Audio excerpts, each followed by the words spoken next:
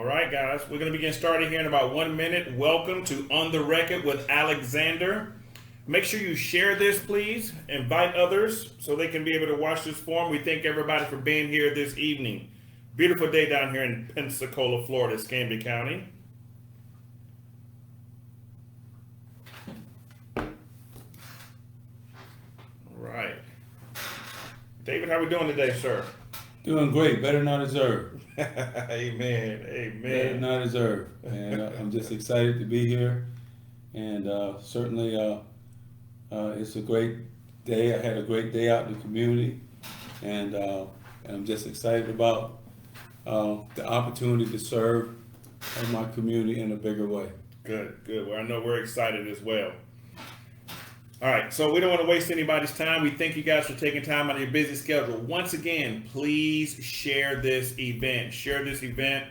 Dave is going to be addressing some questions that was in the article, and we want to make sure that everybody gets the information. So without further ado, let's get started.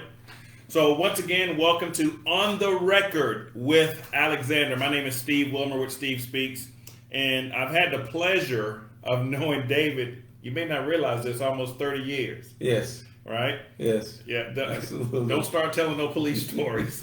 No, I promise I won't. If he sees you on the street, he tells you a police story about me, do not believe it, right? But had the pleasure of knowing David for almost 30 years from the Pensacola Police Department. He was my field training officer, my sergeant, going on to be a mentor of mine, a pastor, a confidant, if you will. So I'm excited to be here with you today. It's a pleasure to have you here with me as well, Stephen, and it's always good to be Facebook Live with Escambia County. All right, so let's jump right into it. So a couple of weeks ago, back mid-August, WEAR, they had a forum about police reform. Obviously, they were talking to you, they were talking to Chip as well, and then they put on the forum just basically they asked you guys some questions, and you kind of it's almost like taking a test, right? Right. You know, I agree, I somewhat agree, I disagree. Right.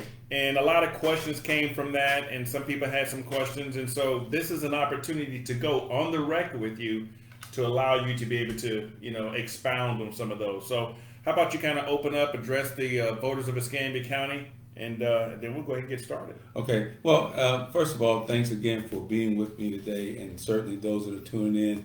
I appreciate you taking the time in your busy schedules to be with us. I just want to assure you that I really want to restore the trust and confidence of citizens in the Sheriff's Office.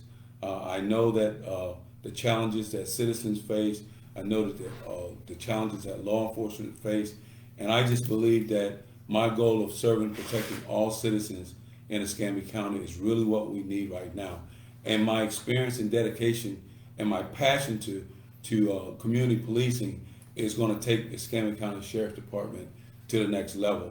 The current administration has had years to address problems and make changes in the Sheriff's Department with no resolve.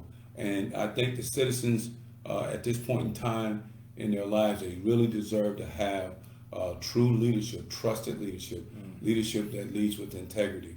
And so my opponent is running on experience, but however, his experience has not been effective in assisting the Sheriff Department in lowering the crime rates throughout our county. It's not assisted in leadership capacity of dealing with the high rate of turnover, being able to recruit and retain officers. It has not assisted in the increased usage of the civil citation, which right now the Sheriff's Department has approximately 30% usage, whereas the city of Pensacola has approximately 60% usage. And just a few days ago, my opponent claimed to be the pioneer of the civil citation program. And that was definitely a misleading statement to make publicly, because before he even became the chief of police, he said that he brought it in as chief of police. But in the 90s, we have officers that have worked the civil citation program, and it just goes to show you that the civil citation program has been around a long time, and that it's just a matter of leadership recognizing the value of it and working hard to keep it consistently a presence in our communities. And so I want to make sure that today we address some things, because I just felt like in a couple of areas in this survey that it left voters kind of questioning what I really meant, or am I just way out there? And I want the voters to have the benefit of all of my answers and not just what they are able to deduct from a newspaper article or a TV blast. So that's what this is all about, is just going on the record. Going on the record. My position, because there's a lot of threatening tactics used to create fear in voters, to make them think, well, I don't want this and I don't want that. Ask David Alexander. We come on every other Monday. Ask Alexander, because we want to make sure we make ourselves available during this campaign, and even as a sheriff, to the public, so that we can hear from them and we can be responsive. Well, that's exactly why we want to be able to have this. And I want to mention something before we get to the very first question.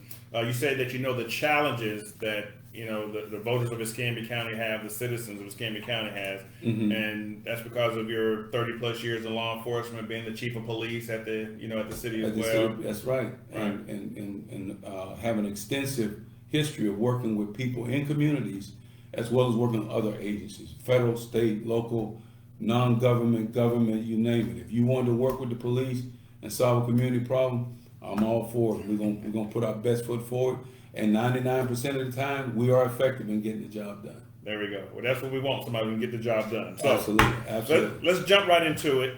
I want to go to the very first question. I know it's on a lot of people's minds out there. Again, where you had to say agree, disagree, somewhat agree.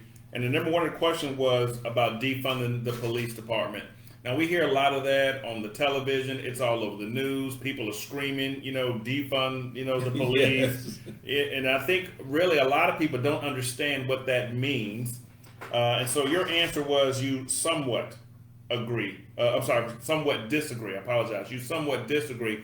So kind of just explain to the viewers, the people that's watching, what does that really mean? Well, first of all, the term defund has been used to really divide our community. Now, you alluded to that earlier. So a person said, what's your position on defunding police?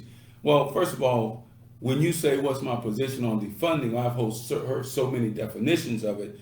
So it needs to be qualified when you ask that question. But and when you hear people qualified, you can say, well, yeah, I agree with you, or no, I disagree with you. So that's why I said I somewhat disagree, because it depends on what angle you're coming from. So let me just address this right now, because when a lot of people say defund the police, that means getting rid of the police. Yeah. So are you in favor of getting rid of the police? Absolutely not. All right, so he is not in favor of getting rid of the police. Okay, so we understand that. So we get that off the table. All right. And the other thing to go along with that is All right. that I have been out in every area of Escambia County, and yet have I run into anybody that wants to get rid of police. Okay, If anything, they want better police services in their neighborhood. There we go. All right. And that doesn't matter what neighborhood you go into. We've heard that overwhelmingly. We want fair and impartial treatment from the police. We want our neighborhood protected too. All right. So when it comes down to now, these answers I'm giving to you were also submitted in with my survey. Okay. So I do believe that we should consider shifting duties, because a lot of times there are duties that law enforcement inherently have that are not really related to their job, but they're more related to other entities, whether it's social, government, non-government, and they get paid to do that. So if you're talking about taking away those duties and shifting them to the right people, I'm all for that. And especially if you have received government money from state or local government that goes along with doing those duties, then shift the duties to the appropriate entities and shift the money that goes with them. But now, I've been in the chief of police position, I've been in an assistant chief, I've been in a captain's position. You don't want to take away the money that's dedicated to supplying officers on the street to police your neighborhoods. So that's why I say I would consider shifting if there are funds that have been given to us that really some other entity should be getting those funds. But no, I don't want you taking money out of my budget to take away my cars, to take away my deputies, to take away their equipment. Because when you call 911, I want you to know for sure two things are going to happen. That number one, we're going to respond, and number two, we're going to restore the peace and take care of business. All right. And so I don't want anything, especially money, to be the reason why we can't do that. If anything, I'm going to ask for more money to make sure we can get the job done. So that defunding question, we'll talk about shifting duties, but we're not talking about taking away money. As I talk to many voters, like I say, I do not support dismantling the police department through defunding. I believe that it is my position as a sheriff to serve and protect everyone. And I want to assure them today that their safety is my number one priority. Good. All right.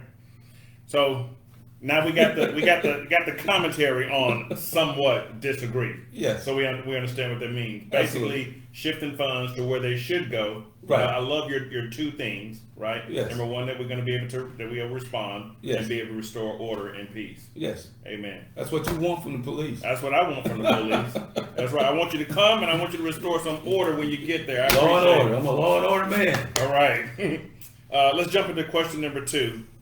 And it was about implement bias training. And so when I saw this, I'm like, okay, bias training, I'm not really sure. But you said you agree with that. So kind of talk to us about that and why is that? What is bias training and explain it, and why do you agree? Well, bias training really, it gets a little deeper into the concept and the truths that we all come into, not only law enforcement, we all come into this world and we develop some biases, that some that might be open and obvious to see, but there's some that just implicit and they're not readily known as a bias. Sometimes the way we're told how to do our job creates a bias against people, places, and things.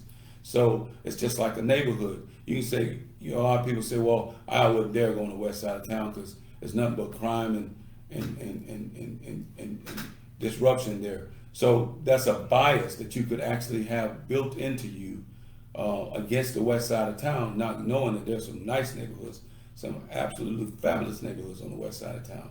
And that even on the east side of town, there are some areas of town that you would have to use extra caution because there's some dangers that exist. So dealing with bias is something that we come to know today in modern policing, that it can be implicit, it could be explicit. Okay. But what you have to do nowadays is train. So I agree that training should be included, but it should be included as a part of the police academy training and certification. In other words, before an officer even come into your department, they should have been trained and tested on bias training. And then once they get into the department, this training should be positively reinforced when they go to the field training program. And then your recertification training, it just makes sure you're up to snuff on what you are expected to do. And then training is no good if officers and personnel are not held accountable for doing what they're trained to do. Okay. So that's why I agree that, implementing bias-based training is important, but it also needs to be from the very beginning. And before you even get to step into law enforcement, you need to know how important this training is. And so as sheriff, that's something that you would definitely reinforce. Oh yes, I would love, I'm going to sit down and talk with the police academy because I believe a lot of times they desire feedback from your local law enforcement agencies to know what the needs are coming from the agencies, and that some things that they may want, the leaders may want emphasized even more, such as inclusion and how to get into diverse neighborhoods. We got tons of training that could be implemented on that regard, and they come in with a greater respect for what a guardian of community looks like rather than what a warrior looks like. We're not going into war zones. We're going into neighborhoods and communities where people are expecting to be policed and be policed with respect. I love that you keep talking about, community. Yes. It takes everybody, to be able to run a community and Right. be able to help in the community. So And that's something Robert Peel said, who's considered to be the father of modern policing, is that the community are the police and the police are the community. And that's why I believe we should be able to recruit out of our community, and we should be able to see young men and women grow up in our community and become police officers and respected police officers. All right. So I'll tell you what, that really takes us to number 3, what also has to do with training. It says subject law enforcement officers to longer training. And on this one, it says disagree. So you know you have to explain that one. Right. Because my understanding of the question was like giving them longer hours. Now let me tell you something. If I spend 8 hours 2 or 3 times a week in training, how much police work am I doing? Okay? Training's got to be relevant to what the needs are. And that's why it's often important to do a needs assessment regarding your training, because training is an integral part of not only improving performance and making sure performance is relative to the community's need, but it's also a part of your personal growth and development of your officers. You grow leaders in your department. You grow leaders who will take your place in your department. So you want to make sure the hours, you're a good steward of the time that you spend in training, but you also want to make sure when they're in training, they understand that training is important. It's not a time off the job to just kind of lollygag and relax. No, you're there to learn, and you're going to be held accountable for what you learn, because what you learn is supposed to help you serve and protect your community. So would it be fair to say maybe not longer hours, but maybe proper training? Proper training, and training should be ongoing. Training is a part of leadership. Training is a part of learning. When you stop learning, you stop leading. You know, leaders that tap out is because they stop learning. That's called the 5th discipline. And this is something that when I understood the concept back at the FBI Academy, I found out, man, you know, if you want to stay relevant, if you want to sew yourself into a company where they can't get rid of you, keep learning new things. Keep learning new ways to do things. Understand and remember how things used to be. Understand the problems, because sometimes when technology breaks down, you got to go back to the old way of doing things. And if you never understood that, then there's no need for you, because they need somebody who can either get us back up to where we were or hold steady until we get the help we need. So learning is a continuous process. It's ongoing, and it should remain relevant, and it's also a part of the career path. The more you train and develop the most precious asset in your department, which is your men and women and your support staff, then you continuously grow your organization into being a professional run organization. And I believe that's what the public wants now, is a professionally run sheriff department that run with integrity from the top all the way down to the bottom. Man, you told me once, you know, if you're willing to learn, no one can stop you. And if you're not willing to learn, no one can help you. No one can help you. Right. Yeah, I like that. Yeah. I like that.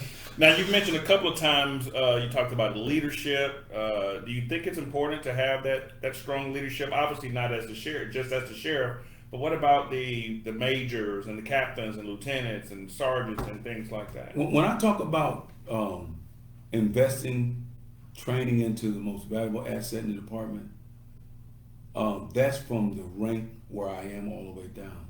I want those who serve under me in an administrative position to be trained that if something happened and I can't be there, it's not going to stop anything.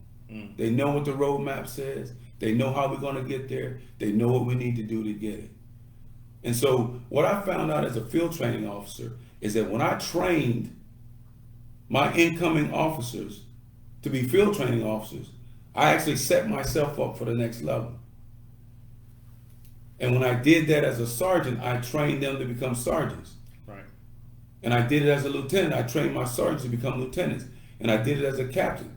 And I went and so on and so on. So when you get an administrative level, I want them to see a career path from the entry-level position all the way up to my office. And that if they're willing to apply themselves and continually learn, then there's a good possibility they can make it. Maybe not at my department, but you know what? I found out that when you said you was a police officer at LAPD and you had accolades of accomplishments and achievement, people all over the country were willing to hire you on and put you in leadership position because of the recognition that went with being affiliated with an organization that had that kind of level of training. I want the sheriff department to be that. I want the sheriff department to be that, man, I could take a guy that was a sergeant there and I can put him over this whole operations here. He can head the security department because they've been prepared to step up to the next level. And I was a very competitive athlete. And I believe that when I prepared to play at the next level up, the people that were my peer level were no competition to me. Because I played the next level up. And that's the way I like to do in law enforcement. There you go, playing to the next level up. Playing the next level up. I love it. I love it. Well, let's keep it moving. On the record here with Alexandra. Again, thank you guys for being here. I hope you're sharing this right now. Please share this on your Facebook page. The next question said, make law enforcement disciplinary records public.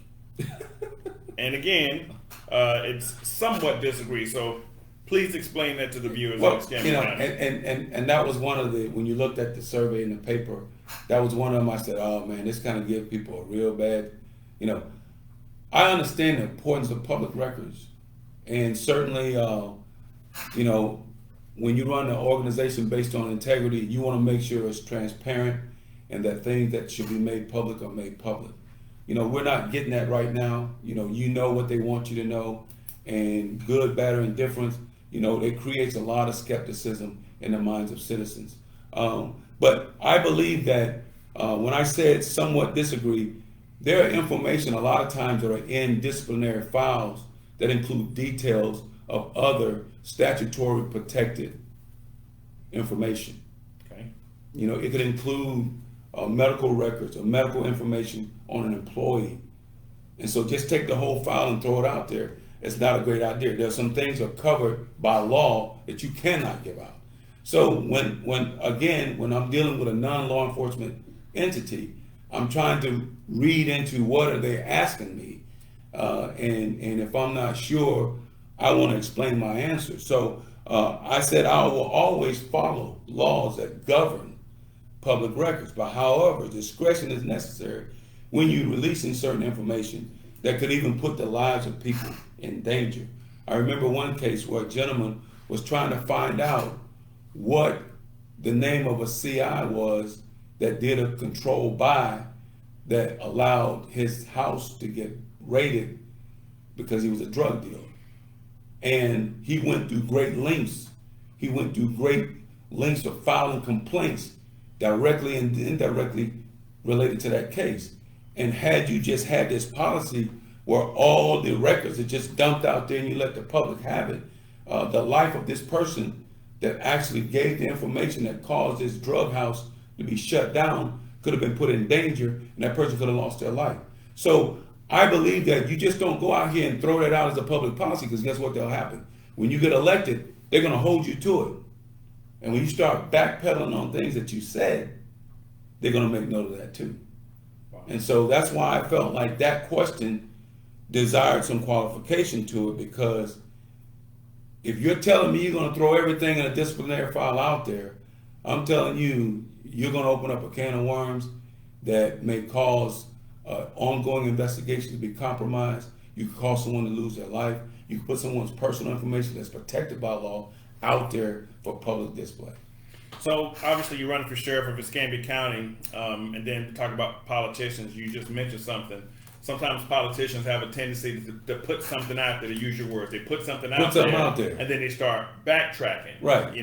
And then you mentioned earlier about running an organization, the sheriff's department, based on integrity. Yes. How important is that to you? That's very important, because if the process isn't fair for the men and women that serve and protect and support staff in the sheriff department, then how can we realistically expect fair and impartial policing in the community? And I have people, matter of fact, today, I was up on the north end of town, and a gentleman expressed his displeasure from the fact that he's known people to call and ask for a deputy to show up. And the deputy made them feel like they wasted their time for calling, or everything is a civil matter and nothing they can do. But then when somebody gets killed or someone gets a serious crime comes out of that, then they're up there and they don't want to hear nothing you have to say. So again, how we approach responding should be uniform. It should be based on best practices. And it shouldn't come in with a whole lot of subjectivity. Yes, law enforcement officers have a lot of discretionary power to exercise, but training and developing officers into leaders and problem solvers is what we need to do at the sheriff department. I think I've heard you say a couple of times professionalism over politics. Over politics, Right. yes. Yeah. Because oftentimes you hear people say, well, that means you got to know somebody to get something done. And no, you pay tax dollars to fund this sheriff department. I think Escambia County is pretty much tired of that, right? Where you got to Yes. know somebody to get something done. I think a lot of folks are tired of that. And that's Yeah. why I say it is time for a change. Amen. All right. Let's keep it moving. We're still on the record with Alexander. Got a couple of more questions here.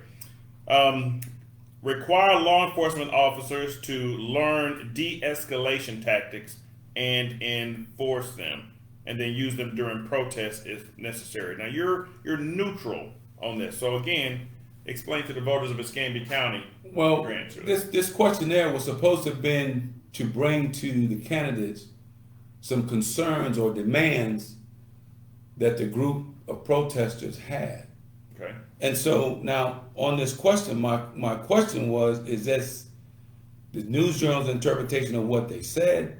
Because if it's a peaceful protest, then we're not going to have these problems. We shouldn't have these problems. But then when there is a problem and officers are already trained in crisis intervention, which includes de-escalation. But it's like I explained also to citizens that there are some times when a problem is already out of control. And now de-escalating tactics is not going to be practical. Right. But what we want to make sure through training and development is that our officers are poised and that we understand the protocol for responding to crisis situation. And that when we can help de-escalate a situation, that's what we're going to do. I think they demonstrated the ability to do that just last week with the gentleman that took shots at the sheriff department. Right. They didn't go in with guns aimed and shoot at escort ladies. This guy was taken in. So it shows us we don't have to train them on that. They know how to do it. We just need to make sure everybody understands this is the way we want these issues, especially involving people with mental illness, to come out. And certainly we don't want to jump to the gun that because somebody opposes us, that we don't need to use these same de-escalation skills. So again, we want to make sure that this training is a part of an ongoing process and that officers are held accountable for what they've been trained that they need to do. Got it. So sometimes the question may have been positioned as this or that, black or white, Right. Yes or no, and obviously, Right. And that's a lot in law enforcement. Yeah. A lot of times they want a yes or no when it's not a yes or no. Right. Sometimes it's a yes and a no. Because once they lock you in a yes or no, then of course that's that backtracking that's you were talking about. Now they're gonna make you backtrack because they're gonna throw what you should have considered before you said yes. I got it. Or they're gonna throw what you should have considered before you said no. So that's why when you are neutral or you somewhat agree or somewhat disagree, it kind of gives you some room to qualify your answer. Right. Just depending on the situation. It depends on the situation. All right. Well, moving on along. Still on the record. Got one more question for you. It says implement restrictions related to protests, and you said you disagree. Okay, because I believe the idea was to they wanted to restrict the use of weapons or tactics in making arrests during a peaceful protest. But training and accountability is essential to upholding citizens' rights. We have a responsibility to uphold the rights, all of the rights of citizens. That's why your right to protest is fine. But when your right to protest is being used to create violence to destroy property, now you're breaking the law. So, and the same thing with the Second Amendment. I uphold the Second Amendment, but we want to make sure we're using gun sense and not moving from one extreme end to the other. You got to make sure you keep the public safe. And sometimes that means looking for ways to keep guns out of the hands of people that are not well enough to have a gun. So again, training should make things where we can uphold citizens' rights, but at the same time, if this is a peaceful protest, then we wouldn't need to use any type of force. And this particular concern in this survey came as a result of some of the complaints of excessive use of force during protests. But mind you, a lot of these concerns are not the concerns that came from local protesters. It's concerns that came from protesters outside of Pensacola. We've seen Okay, that before. so we haven't had rioting and destroying of buildings here. It's been peaceful protests here, and those protests have led to some very civil conversations. And we see articles in the news that proves that. So a lot of times when they're asking these questions, in the back of my mind, are you referring to what's happening on a national scene when I'm concerned about what's happening right here in Pensacola? My job as a sheriff is not to police these counties all outside of Escambia County. My primary concern is the safety, security, and services of the citizens of Escambia County. Those who visit here, those who come and work and play here, as well as those who live here. Their safety is my number one priority. Citizens of Escambia County, your safety is the number one priority. So, David, I know you, again, almost 30 years. So I know you as a man of integrity, leadership, man of faith, and somebody who won't just say anything, to get what they want. Right. But there are a lot of people that's listening today, that's watching today, that don't know you. What would you say here maybe to the citizens of Escambia County? Well, I have 32 years of law enforcement. I'm a law and order man. I was raised by God-fearing parents, and they taught us that we should treat people like we want to be treated. I was oldest of 5 siblings, and I found myself always being in a position as a guardian and a protector. And I was influenced by a lot of good, positive role models that were in law enforcement, that were black, white, and other races as well. And you know what? I just found myself gravitating to something that I had a compassion for. I have the compassion. I have the passion to do this job for Escambia County. I believe it's time for leadership with integrity for Escambia County Sheriff Department. I believe it's time for the Escambia County residents, the voters, the taxpayers to have a sheriff that they can trust as their leader. And I just want to say today, I'm that leader today. I come with no fancy words. I don't come around flashing medals and all kinds of decorative things. I come just as I am, a true, dedicated law enforcement officer that wants to render a service for you, the hard-discerned taxpayers of Escambia County. And I'm just saying on November the 3rd, I want you to consider me, David Alexander, as your next sheriff of Escambia County. I promise you, if there's something wrong, we'll fix it. And and if there's something go wrong and we've done it, I'm going to accept the responsibility. I promise I won't blame you for it. I'll be your sheriff. I'll be a dedicated servant leader that you pay your tax dollars for. But it takes your vote on November the 3rd to make that a reality. On the record with Alexander, David Alexander, Escambia County Sheriff, leadership you can trust. Thank you, David. Thanks, Steve.